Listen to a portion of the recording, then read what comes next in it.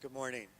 I mentioned at the service at 8:30 that usually automatically I step up and I say Shabbat Shalom. That's my normal go-to before a sermon. And I think in many ways that's still appropriate. This is a hope and a prayer for a peaceful Sabbath for one and all. It is always an honor to be here. It's always an honor to share in this pulpit swap, to be with my dear friend Kevin. I mentioned that this weekend has become very special for our families. Kevin speaks on Friday evening, but this year he did a little more than simply delivering the sermon. If you were at our worship services, Joanna has been singing with us probably twice a month at Tabby for the past several months as she's been home. She's learned all of our music. Her Hebrew is terrific, and she has been bringing that angelic voice to our worship. So at home, Kevin was accompanying her. So Kevin sat at the piano and accompanied the entire service Friday night. So it was, and I see that Scotty is out here as well.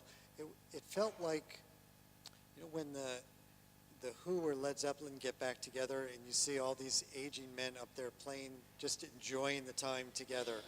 That was sort of what it felt like, except we had the angelic voice of Joanna to really, keep us in line. But it was very special to share worship that way. And then Kevin joins us on Shabbat morning for our service and Torah study. I get to speak here. And then traditionally Sunday evenings we bring our families together for dinner and kind of debrief and just share that friendship that is so meaningful to all of us.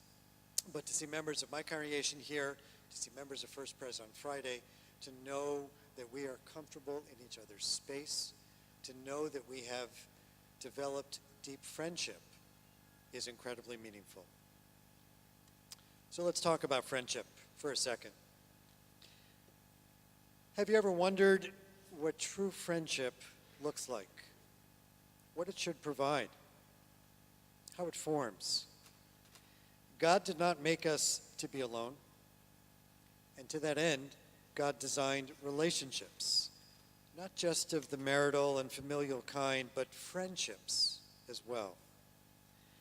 Friendships fill the gaps in our lives, providing us with a wide variety of support, love, entertainment, and joy.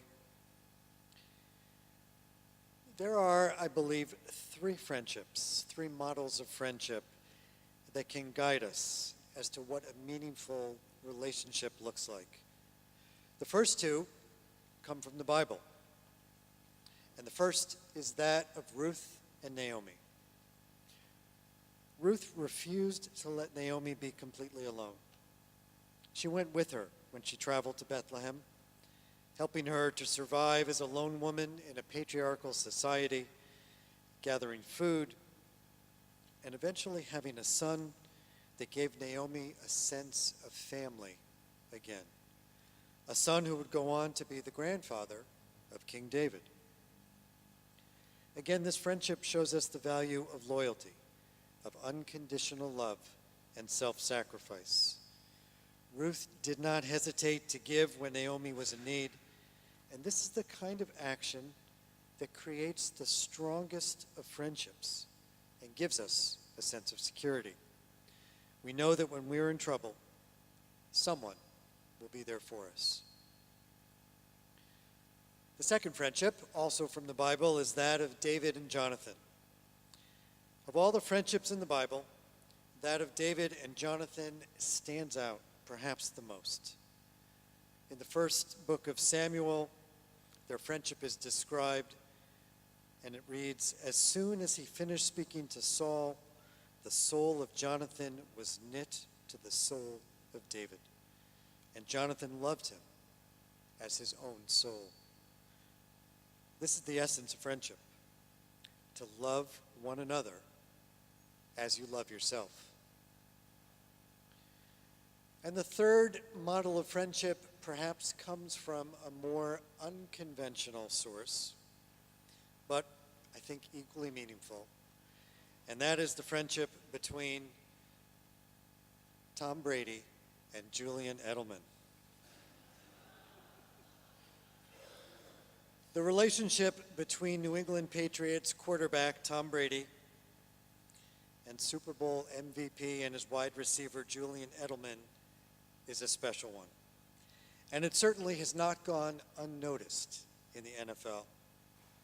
Tom Brady is older, stands about 6'5", is Christian, but keeps a menorah in his home to show his appreciation of all faiths.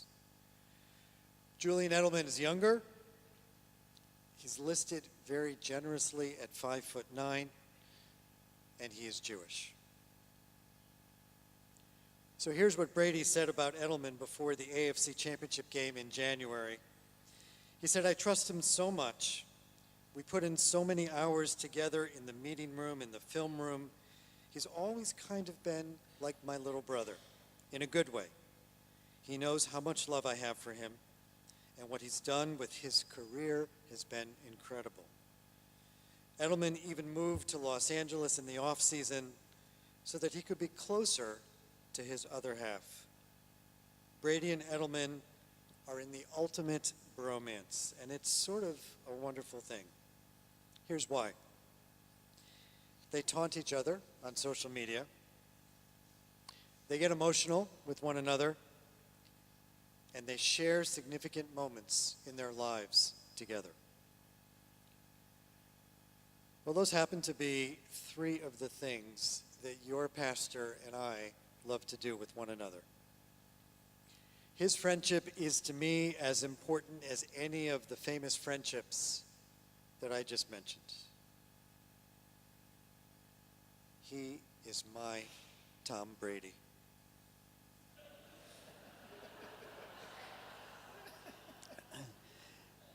The essence of friendship is to love one another as you love yourself. Now, at the earlier service, Kevin screamed out at this point and said, "He better not give me a Patriots jersey." And I won't, because that would be asking a little bit too much. However, embracing the metaphor that Kevin is my Tom Brady, and realizing that Tom Brady had a life before the Patriots, what I present him with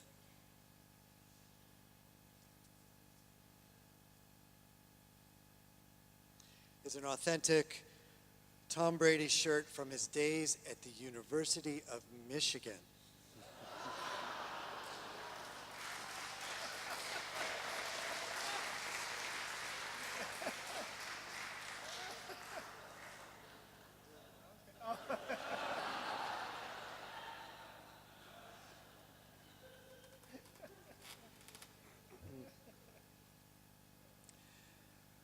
It's all about relationships. And the main point of being Jewish is to have a relationship with God. Yet a relationship implies a certain give and take. And there is precious little in the Torah that talks about what we have that God could possibly need. What can we give to God? That doesn't mean that we don't have a whole section on sacrifices in this week's Torah portion and throughout the book of Leviticus. But it does mean that there isn't any clear indication that our actions here on earth affect God in some measurable way.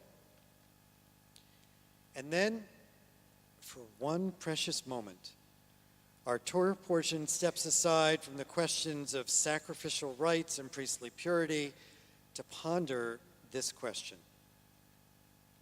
How do we make God holy?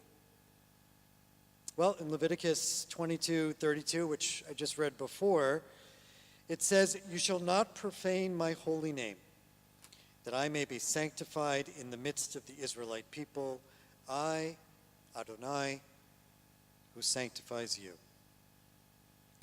Now, translation becomes important here.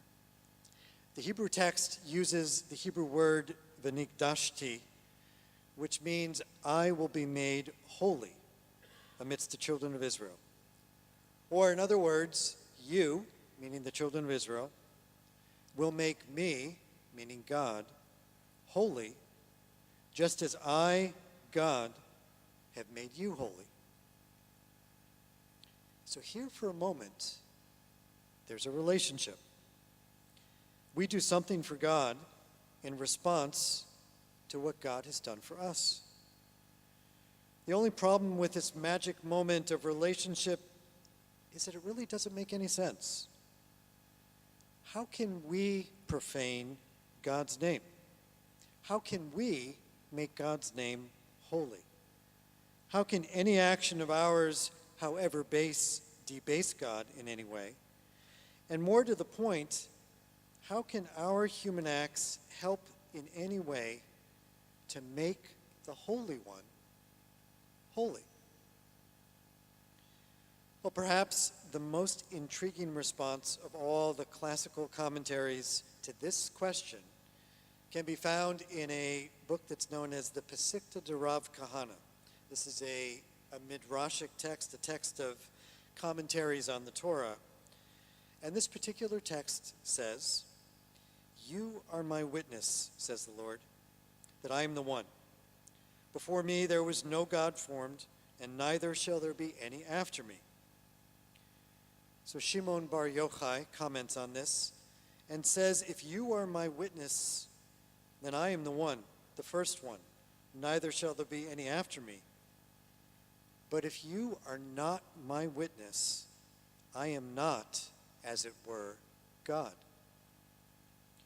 If you are not my witness, I am not, as it were, God.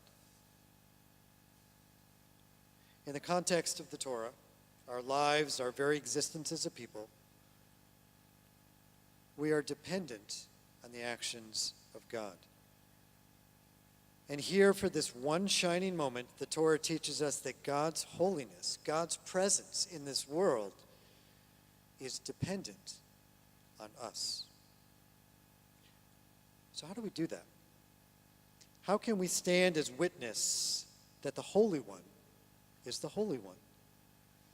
Well, one answer for us as Jews can be found in the Shema, the central prayer of our synagogue service, a place where the Hebrew words for witness and one reside as one. We stand as witness when we say this prayer. We stand as witness to God's oneness in the world. And the words are, "Hear, O Israel, Adonai is our God, Adonai is one."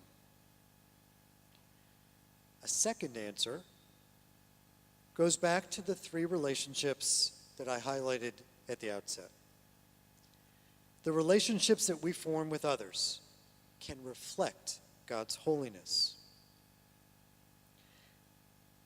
We're taught this lesson by one of our modern poets, Ruth Bryn. She writes, "To love God is to love each other, to work to make our lives better. To love God is to love the world God created and to work to perfect it. To love God is to love dreams of peace and joy that illumine us all and to bring that vision to life." Having a relationship with God is a complicated thing. One never really knows what God is thinking, when God is present, and how we can truly bear witness to God's will in the world. And yet, through prayer and through our own sacred relationships with others, we are reminded of all that is holy in our world and in ourselves. And through this, we form a bridge of connection. We become partners with God in the perfection of this world, and it is then that we can truly make God holy. By repairing the brokenness in ourselves, by repairing the brokenness of our world, we repair the brokenness that has resided within God since the first moment of creation. And in this way, we can indeed make the Holy One holy once again. So I would urge each and every one of you to metaphorically go and find your own Tom Brady. Love him or her as you love yourself. You'll be a better person for it. And you will help to make God holy and help to share that holiness with the world in the process.